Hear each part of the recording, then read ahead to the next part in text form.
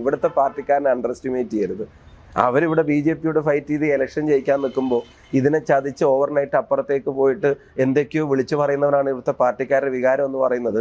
ഇവിടുത്തെ പാർട്ടിക്കാരൻ്റെ കോൺഗ്രസ് കൂറിന് ചോദ്യം ചെയ്യലാണ്. അതിനുള്ള മറുപടി ഞങ്ങൾ 13-ന് രേഖപ്പെടുത്തും. അതിനുള്ള മറുപടി 23-ന് നമ്മളെല്ലാവരും അറിയും, കാണും. ഒരു സ്പെക്കുലേറ്റീവ് ക്വസ്റ്റ്യൻ ചോദിച്ചോട്ടെ. പാർട്ടി ഇങ്ങനെ ഒരു ദീർഘമായ പ്രോസസ്സിലൂടെ തിരഞ്ഞെടുത്തിരുന്നത് ഡോക്ടർ പി സരിനെ ആയിരുന്നെങ്കിൽ ഷാഫി പറമ്പിൽ ഇതേപോലെ ആക്റ്റീവായിട്ട് പി സരിൻ്റെ കാൻഡിഡേറ്റിന് വേണ്ടി നിൽക്കുമായിരുന്നു. ഞാൻ എന്നാണ് പാർട്ടിക്കെതിരായിട്ട് സംസാരിക്കുന്നത്? എൻ്റെ ഒരു ശബ്ദം പാർട്ടിക്കെതിരായിട്ട് ഒരു വാർത്തയാക്കാൻ ഒരു അവസരം. ഞാൻ യൂത്ത് കോൺഗ്രസ് പ്രസിഡന്റ്, സാധാരണ KSU president, youth Congress president ഒക്കെ ഇപ്പം ചെറുപ്പക്കാർക്ക് അവസരം കൊടുക്കുന്നതിനെ സംബന്ധിച്ച് കുറച്ച് എക്സ്ട്രീം പറയാന്നുള്ളതല്ലാതെ സാധാരണ KSU യൂത്ത് കോൺഗ്രസ് പ്രസിഡന്റുമാരൊക്കെ ഈ പറയുന്ന ഒരു പാർട്ടി അനുവദിച്ച് തരുന്നൊരു ഡെമോക്രാറ്റിക് സ്പേസ് ഉണ്ട്. ഫ്രണ്ടൽസിന് കുറച്ചൊക്കെ പാരന്റ് ഓർഗനൈസേഷനെ ക്രിട്ടിസൈസ് ചെയ്യാനുള്ള സ്പേസ് വരെ തരാൻ. ഒരു പാർട്ടി ഇൻട്രസ്റ്റിനും പാർട്ടി തീരുമാനത്തിനും വിരുദ്ധമായിട്ട് ഷാഫി പറമ്പിൽ എന്നാ പ്രവർത്തിച്ചിട്ടുള്ളത്, എന്നാ സംസാരിച്ചിട്ടുള്ളത്? അപ്പം അതില് പാർട്ടി ഒരു തീരുമാനം എടുത്തിരുന്നെങ്കിൽ അതിനേക്കാൾ വലുതല്ല ഞാൻ. അപ്പം എനിക്കിവിടെ നിന്ന് പോവാൻ, I was not mentally ready. ഞാനിങ്ങനെ ഇവിടെ നിന്ന് പോകാൻ ആഗ്രഹിച്ച ഒരാളല്ല. I try to stay back. എനിക്കിവിടെ നിൽക്കണം എന്നുള്ള ആഗ്രഹം ഞാൻ കമ്മ്യൂണിക്കേറ്റ് ചെയ്യാൻ നോക്കി. ബട്ട് അത് ഞാൻ എത്ര ശ്രമിച്ചിട്ടും leadership didn't get convinced. CPM ആവർത്തിച്ച് പറയുന്നത് ഷാഫിയെ വടകര കൊണ്ടുപോയത് തന്നെ പാലക്കാട് BJPക്ക് ഒരു സീറ്റ് കൊടുക്കാനാണെന്നാണ്. എന്നിട്ട് ഞങ്ങൾക്ക് എന്താ ഗുണം? BJPക്ക് ഒരു സീറ്റ് കൊടുക്കരുത് എന്ന് ഏറ്റവും കൂടുതൽ ആഗ്രഹിക്കുന്നത് UDF അല്ലേ? BJPക്ക് ഒരു സീറ്റ് ഉണ്ടാവരുതെന്ന് ഏറ്റവും കൂടുതൽ ആഗ്രഹിക്കുന്ന UDF അല്ലേ? ഇപ്പം എന്നെ പറ്റി പോയപ്പോൾ പറഞ്ഞു അവിടെ ഡീലാണ്, വടകരയിൽ ഡീലാണ്, BJP ആയിട്ട് ഡീലാണ്. ഞാൻ നോക്കിയപ്പോൾ അവിടെ BJPയുടെ വോട്ട് കൂടുന്നു, ഞങ്ങളുടെ വോട്ട് ഓൾമോസ്റ്റ് പോളിംഗ് പെർസെൻറ്റേജ് കുറഞ്ഞിട്ടും ഞങ്ങളുടെ വോട്ട് ഓൾമോസ്റ്റ് ആ ലെവലിൽ തന്നെ നിൽക്കുന്നു. CPMൻ്റെ വോട്ട് വ്യാപകമായിട്ട് കുറയുന്നു. ഇവിടെ കുറയുന്നു, അവിടെ കൂടുന്നു. അപ്പോൾ ആര് തമ്മിലാണ് ഡീൽ? ഞങ്ങൾക്കൊരു ഡീലേ ഉള്ളൂ, അത് ജനങ്ങളുമായിട്ടുള്ള ഡീലാണ്. അത് വടകരയിലും ഉണ്ട്, പാലക്കാടും ഉണ്ട്. പക്ഷെ സ്ഥാനാർത്ഥി വന്ന് ഇറങ്ങിയതിന് ശേഷമുള്ള പ്രധാന കാര്യം എന്ന് പറയുന്നത് കോൺഗ്രസിനകത്ത് തന്നെ ഇന്നർ ഫൈറ്റാണ്. കാരണം ഒരു കാൻഡിഡേറ്റ്, നിങ്ങളുടെ തന്നെ ഒരു പ്രമുഖനായ നേതാവ് മറുവശത്ത് പോകുന്നു, അദ്ദേഹം മറുവശത്തെ കാൻഡിഡേറ്റ് ആയിരിക്കുന്നു. മാത്രമല്ല എല്ലാ ദിവസവും നിങ്ങൾക്ക് നേരെ ചെളിവാരി എറിയൽ നടക്കുന്നുമുണ്ട്. ഈ നിങ്ങളുടെ കൂടെ ഇന്നലെ വരെ നിന്ന ഒരാൾ കോൺഗ്രസ് കാൻഡിഡേറ്റ് ആയിട്ട് വരുമ്പോൾ അതെങ്ങനെയായിരിക്കും അഫക്ട് ചെയ്യുക? അതിനൊരു ബാക്ക് ഹിസ്റ്ററിയും കൂടെ ഞാൻ പറയാം. ഒന്ന്, ഞാനിവിടെ ആദ്യമായിട്ട് വന്ന് ഇറങ്ങിയ സമയത്ത് 2011 അന്ന് എനിക്ക് സ്വീകരിക്കാൻ വേണ്ടി ടൗൺ ബസ് സ്റ്റാൻഡിനടുത്ത് കുറച്ച് ആൾക്കാരൊക്കെ വന്നു, ആരതിയൊക്കെ ഒഴിഞ്ഞ് എന്നെ സ്വീകരിച്ച് വരിക. ഇപ്പം DCC ഓഫീസിലേക്ക് പോകണമെന്നാണ് കാൻഡിഡേറ്റ് വന്ന് പെട്ടെന്നൊരു ഇൻഫർമേഷൻ വരും, അയ്യോ അവിടെ പോകാൻ പറ്റില്ല. എന്നുവെച്ചാൽ എന്താ കാര്യം? അവിടെ ഒരു പ്രശ്നം നടന്നുകൊണ്ടിരിക്കുക. അപ്പം ഞാൻ കാൻഡിഡേറ്റ് ആയതിനെതിരായിട്ട് അവിടെ എൻ്റെ പ്രകടനത്തിൽ പങ്കെടുത്തതിനേക്കാൾ 3-4 ഇരട്ടി ആൾക്കാർ ഒരു പ്രകടനം അപ്പുറത്ത് നടന്നു. അപ്പോൾ അവർ DCC ഓഫീസിൻ്റെ അവിടേക്ക് വന്നു. അവിടെ എന്തോ ചെറിയ DCCയിലേക്ക് കല്ലേറ് പോലും ഉണ്ടായിട്ടുള്ളൊരു സാഹചര്യം ഉണ്ടായിട്ടുണ്ട്. കഴിഞ്ഞ തൃക്കാക്കര തെരഞ്ഞെടുപ്പിൽ പ്രൊഫസർ KV തോമസിനെ പോലെ എത്രയോ വർഷങ്ങളായി പാർട്ടിക്ക് വേണ്ടി പല പൊസിഷൻസിൽ പാർട്ടിയുടെ DCC പ്രസിഡന്റ്, അതുപോലെ തന്നെ സ്റ്റേറ്റിൽ MLA, മിനിസ്റ്റർ, സെൻട്രൽ മിനിസ്റ്റർ, പല ഇമ്പോർട്ടൻറ്റ് പൊസിഷനിലിരുന്ന ഒരാൾ അദ്ദേഹത്തിൻ്റെ ഒരു തീരുമാനപ്രകാരം പാർട്ടി വിട്ടിട്ട് പോകാൻ. ഇതിൻ്റെ രണ്ടിൻ്റെ ഇമ്പാക്റ്റ് എന്തായിരുന്നു? പാലക്കാട് ആ തുടക്കത്തിലെ സ്റ്റേജിന് ജനതയുടെ കൂടെ നിന്ന് ഞങ്ങൾ ഓവർകം ചെയ്തു. ഓർഗനൈസേഷനും UDFും ഒരുമിച്ച് പ്രവർത്തിച്ചു. തൃക്കാക്കരയിലും അതുപോലെ ഉണ്ടായി. ഞങ്ങൾ ഇവിടെ ഈ സീറ്റ് ഞങ്ങൾ തിരിച്ചു പിടിച്ചു. അവിടെ PT തോമസിനേക്കാളും 2-3 ഇരട്ടി മെജോറിറ്റി ഉമാ തോമസ് ജയിച്ച് MLAയിലേക്ക് പോകുന്നൊരു സാഹചര്യം ഉണ്ടായി. ഇവിടെ ഇപ്പോൾ താങ്കളുടെ ചോദ്യത്തിൽ തന്നെ പറഞ്ഞു, ചെളി വാരി എറിയുന്നു. ഇന്നലെ വരെ ഇവിടെ നിന്നൊരാൾ ഇന്ന് അപ്പുറത്തേക്ക് പോകുന്നു. ആ ചോദ്യത്തിൽ തന്നെ എല്ലാ ഉത്തരവുണ്ട്. അത് രണ്ടും അല്ലാതെ വേറൊരു റെലവൻസും ആ കാൻഡിഡേച്ചറിന് ഇവിടുത്തെ പൊളിറ്റിക്കൽ സെനാരിയോയിൽ ഉണ്ടാക്കാൻ കഴിയില്ല. അപ്പം അങ്ങനെ ഒരാൾ പോയതിൽ അവിടെ അവർക്ക് ചിഹ്നം പോലും അലോട്ട് ചെയ്യാൻ പറ്റുന്നില്ല. This is Palakkad. ഈ ജില്ല നമുക്കറിയാം, it's a red bastion for so many reasons. കുറേ വർഷങ്ങളായിട്ടായിരുന്നു. പക്ഷെ ഇപ്പോൾ അതിൽ ഭയങ്കരമായിട്ട് മാറ്റം വരും. അങ്ങനെയുള്ള ഒരു സ്ഥലത്ത് അവർക്ക് ചിഹ്നം പോലും അലോട്ട് ചെയ്യാൻ കഴിയാത്തൊരു കാൻഡിഡേറ്റിനെ അവർ തന്നെ അക്സെപ്റ്റ് ചെയ്യുമോ എന്നുള്ളത് ഇറ്റ്സ് നോട്ട് യെറ്റ് പ്രൂഫ്ഡ്. അപ്പം അത് അവരുടെ സ്ഥാനാർത്ഥി ആരാവണമെന്ന് അവരാണ് തീരുമാനിക്കേണ്ടത്. ഞങ്ങളെ കൺസേൺ ചെയ്യുന്ന ഒരു ഫാക്ടർ അല്ല. ഇനി ഞങ്ങളുടെ കാൻഡിഡേച്ചറിനെ സംബന്ധിച്ച് വന്ന അഭിപ്രായ വ്യത്യാസം താങ്കൾ സൂചിപ്പിച്ച ചെളി വാരി എറിയൽ. ഈ ചെളി വാരി എറിഞ്ഞിട്ട് അതിൻ്റെ പുറകെ നിന്ന് ആൾക്കാർ മുഴുവൻ ക്യൂ നിന്ന് വോട്ട് ചെയ്യുമെന്നൊന്നും പ്രതീക്ഷിക്കാൻ വയ്യ. പാലക്കാട്ടെ ജനങ്ങളെയും പാലക്കാട്ടെ പാർട്ടി മുന്നണി പ്രവർത്തകരെയും അണ്ടർ എസ്റ്റിമേറ്റ് ചെയ്യരുത്. They know where to vote, എവിടെ വോട്ട് ചെയ്യേണ്ടതെന്നുള്ള അവർക്ക് കൃത്യമായിട്ട് അറിയും.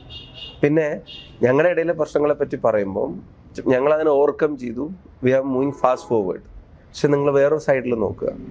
വേറൊരു സൈഡിൽ ഞാൻ ഈ പറഞ്ഞതുപോലെ കാൻഡിഡേച്ചറിൻ്റെ അക്സെപ്റ്റൻസ് അപ്പുറത്ത് മുഴുവനായിട്ടില്ല എന്നുള്ളതിൻ്റെ നിരവധി ഉദാഹരണങ്ങൾ ഞങ്ങൾക്ക് കിട്ടിക്കൊണ്ടേയിരിക്കുന്നു, കഴിഞ്ഞ ദിവസം ഉണ്ടായ റെസ്പോൺസ് ഉൾപ്പെടെ.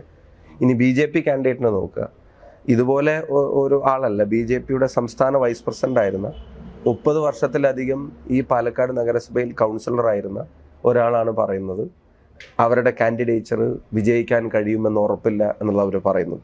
എനിക്ക് നിങ്ങൾ അതിൻ്റെ ശേഷം ഉണ്ടായ ഡെവലപ്മെൻറ്റ് നോക്കുക. റോഡ് ഷോ മീറ്റിംഗ് ഒക്കെ ഉണ്ടായുമ്പം പിന്നെ 10-ലധികം കൗൺസിലർമാരാണ് അതിൻ്റെ ഭാഗമാവാതെ മാറി നിൽക്കാനായിട്ട് ശ്രമിച്ചത്. അപ്പം ഇന്റേണൽ ഇഷ്യൂ ഞങ്ങളുടെയിലാണ് ഏറ്റവും കുറവ്. ഞങ്ങളുടെ ഉള്ളതെല്ലാം പുറത്തു വന്ന് കഴിഞ്ഞു. ബട്ട് അതർ തിങ്, അതൊരു വോൾക്കാനോ പോലെ ഇപ്പോഴും അവിടെ പുകഞ്ഞുകൊണ്ടിരിക്കുക. ഡോക്ടർ സരിൻ നല്ല കാൻഡിഡേറ്റ് ആണ്. രാഹുൽ മാങ്കൂട്ടത്തിൽ നല്ല സ്ഥാനാർത്ഥിയാണ്. ഡോക്ടർ സരിൻ നല്ല കാൻഡിഡേറ്റ് ആണ്. എൻ്റെ ഉത്തരം പാലക്കാടിനെ സംബന്ധിച്ചിടത്തോളം രാഹുൽ മാങ്കൂട്ടത്തിലാണ് ഏറ്റവും നല്ല സ്ഥാനാർത്ഥി.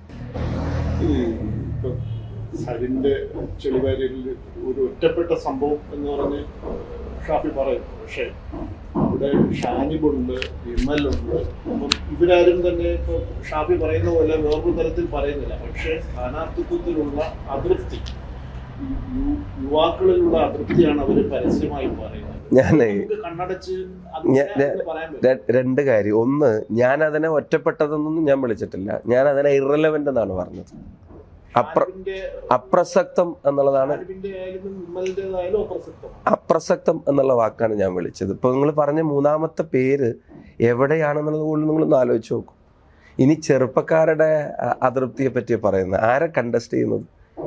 കേരളത്തിലെ യൂത്ത് കോൺഗ്രസിന്റെ പ്രസിഡന്റ്ഷിപ്പിലേക്ക് കേരളത്തിലെ ചെറുപ്പക്കാർ തെരഞ്ഞെടുത്ത് ബാലറ്റിലൂടെ തെരഞ്ഞെടുത്ത് പ്രസിഡന്റായിട്ടുള്ള ഒരാൾ മത്സരിക്കുമ്പോൾ ചെറുപ്പക്കാരന് ഏറ്റവും വലിയ അംഗീകാരമല്ലേ കിട്ടുന്നത്? ചെറുപ്പക്കാരനല്ലേ മത്സരിക്കുന്നത്. ചെറുപ്പക്കാരുടെ സംഘടനയുടെ സംസ്ഥാന അധ്യക്ഷൻ മത്സരിക്കുമ്പോൾ ഒരു ജെനുവിൻ ആയിട്ടുള്ള ഒരു ചെറുപ്പക്കാരൻ്റെ തോട്ടാണെങ്കിൽ അത് ഈ കാൻഡിഡേറ്റിനൊപ്പമാണ് ഉണ്ടാവേണ്ടത്. അപ്പം ഞാൻ അതിനെ വിളിച്ചത് ഇറലവൻ്റ് എന്നുള്ളതാണ്. അത് പാലക്കാട് കോൺസ്റ്റിറ്റ്യുവൻസിയെ സംബന്ധിച്ചിടത്തോളം തീർത്തും അപ്രസക്തമാണ്. അതിൽ പിന്നെ ന്യൂസിലും മീഡിയയിലും ഉണ്ടാക്കുന്ന സ്പേസിനപ്പുറത്തേക്ക് ഒരു ചലഞ്ചും ഒരു ഓളവും പാലക്കാട്ടെ ജനങ്ങളുടെ മനസ്സിലുണ്ടാവുന്നില്ല. എൻഡ് ഓഫ് ദ ഡേ അത് ആരെയാണ് സഹായിക്കുന്നത്? കോൺഗ്രസ് സ്നേഹം കൊണ്ട് നിങ്ങൾ BJPയെ സഹായിക്കാൻ ഇറങ്ങി പുറപ്പെടുകയാണോ? അതൊക്കെ ആലോചിക്കാൻ കഴിയുന്നവരല്ലേ ഇവിടുത്തെ പാർട്ടിക്കാർ? ഇവിടുത്തെ പാർട്ടി റാങ്ക് ആൻഡ് ഫയൽ അവർ ഫുള്ളായിട്ട് ഫീൽഡിലല്ലേ. From the booth committee, booth president തൊട്ട് ഇവിടുത്തെ 7 മണ്ഡലം പ്രസിഡന്റുമാർ, ഇവിടുത്തെ 2 ബ്ലോക്ക് പ്രസിഡന്റുമാർ, ഇവിടുത്തെ യൂത്ത് കോൺഗ്രസിന്റെ പ്രസിഡന്റ്, KSUവിന്റെ പ്രസിഡന്റ്, മഹിളാ കോൺഗ്രസിന്റെ പ്രസിഡന്റുമാർ, INDC പ്രസിഡന്റ്, നിങ്ങൾ നോക്കൂ, ഏത് ഫ്രണ്ടൽസിന്റെ ആണെങ്കിലും പാലക്കാട് അസംബ്ലി കോൺസ്റ്റിറ്റ്യുവൻസിയിലെ ആരാണ് ഈ കാൻഡിഡേച്ചറിനെതിരായിട്ട് നിലകൊണ്ടിട്ടുള്ളത്? No one. അപ്പോൾ അത് ഞങ്ങളെ സംബന്ധിച്ചിടത്തോളം അത് മറ്റു കാര്യങ്ങളെല്ലാം അപ്രസക്തമാണ്. We are on the right track. പക്ഷേ ഈ ഷാഫി എന്ന് പറയുന്ന ജനപ്രതിനിധി 3 തവണ പാലക്കാട് നിന്ന് ജയിച്ചു വലിയ ഭൂരിപക്ഷത്തിൽ. ഇപ്പൊ ഏറ്റവും ലാസ്റ്റ് എന്ന് പറഞ്ഞാൽ BJPയുടെ കടുത്ത ഈ പ്രതിയോഗികളെയൊക്കെ പ്രയോഗിച്ചാണ് ജയിച്ചത്. പക്ഷെ ഷാഫി അല്ല രാഹുൽ മാങ്കൂട്ടം. ആ ഒരു വ്യത്യാസം കോൺഗ്രസ് മനസ്സിലാക്കുന്നു. അല്ല, ഷാഫിയെയും രാഹുൽ മാങ്കൂട്ടത്തിനെ ഇൻട്രൊഡ്യൂസ് ചെയ്തതുപോലെ ആ പാർട്ടി തന്നെയല്ല ഇവിടെ ഇൻട്രൊഡ്യൂസ് ചെയ്തത്. ആ ഐഡിയോളജിയിൽ തന്നെയാണ് ഷാഫി ഉള്ളതും ആ ഐഡിയോളജിയിൽ തന്നെയാണ് രാഹുൽ ഉള്ളതും. അപ്പം ജനങ്ങളുമായിട്ടുള്ള കണക്ട് എന്നുള്ളത് അതിപ്പോൾ ആരുടെയും കുത്തകാവകാശമൊന്നുമല്ല.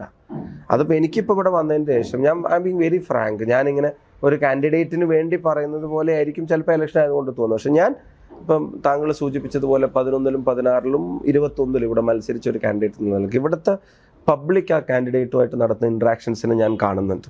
I am closely watching, I am observing happily, I am observing proudly. അഭിമാനത്തോടും സന്തോഷത്തോടും കൂടിയാണ് പാലക്കാട്ടുകാരും രാഹുൽ മാങ്കൂട്ടത്തിലും തമ്മിൽ ഇൻട്രാക്ഷൻസിനെ ഞാനിപ്പോൾ നോക്കിക്കാണുകൊണ്ടിരിക്കുന്നത്.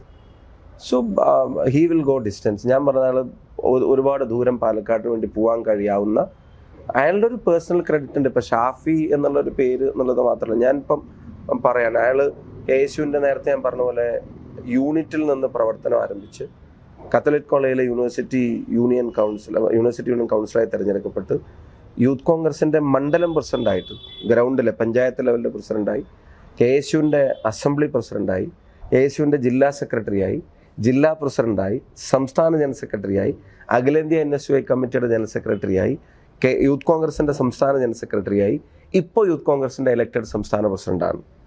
ഈ ഒരു ചെറുപ്രായത്തിൻ്റെ ഇടയ്ക്ക് അയാൾ എല്ലാ സംഘടനാ ഘടകങ്ങളെയും റെപ്രസെൻ്റ് ചെയ്തിട്ടാണ്. അയാൾ ഒരു ദിവസം പൊട്ടിമുളച്ചുണ്ടായിട്ടുള്ള ഒരാളല്ല. അയാൾക്ക് മോർ ദാൻ 17 years അയാൾ ഫീൽഡിലുണ്ട്. അപ്പോൾ അങ്ങനെയുള്ള ഒരാളാണ് ഇവിടെ ആളുകളുടെ ഇടയിലേക്ക് എത്തുന്നത്. 2011 ഷാഫി മത്സരിക്കുമ്പം ഇതുപോലെ അക്കമിട്ട് കോൺഗ്രസ് നേതാക്കളാരും ഷാഫിയുടെ ഒരു ചരിത്രം ഫുൾ ജനങ്ങളോട് ഇങ്ങനെ ആയാസപ്പെട്ട് വിശദീകരിക്കേണ്ടി വന്നിട്ടില്ല. ഷാഫിക്ക് ഇന്ന് അയാളുടെ KSU കാലം മുതൽ, സ്കൂൾ കാലം മുതൽ ഇതുവരെയുള്ള കാലം മുഴുവൻ ഓരോ തവണയും അയവിറക്കേണ്ടി വരികയാണ്. അത് തന്നെ കോൺഗ്രസ് നേരിടുന്ന സ്ഥാനാർത്ഥിത്വത്തിൽ നേരിടുന്ന ഒരു പ്രതിസന്ധി. ലുക്കിട്ട് അത് നിങ്ങൾ ഒരു കാര്യം, 2011 നമ്മുടെ സോഷ്യൽ മീഡിയ യൂസേജ് എത്രയാണ്? നമുക്കന്ന് ഇൻസ്റ്റഗ്രാം ഉണ്ടോ? നമുക്കന്ന് ഫേസ്ബുക്ക് ഉണ്ടോ? ഇത്ര സജീവമായിട്ടുണ്ടോ? 2011 നമ്മുടെ കമ്മ്യൂണിക്കേഷൻസ് മുഴുവൻ പ്രിൻ്റാണ്. അല്ലെങ്കിൽ ഒരു LED വാൾ വെച്ചിട്ട് ആ LED വാൾ ഒരു വാഹനത്തിൽ വെച്ചിട്ട് ഇങ്ങനെ പോവുക.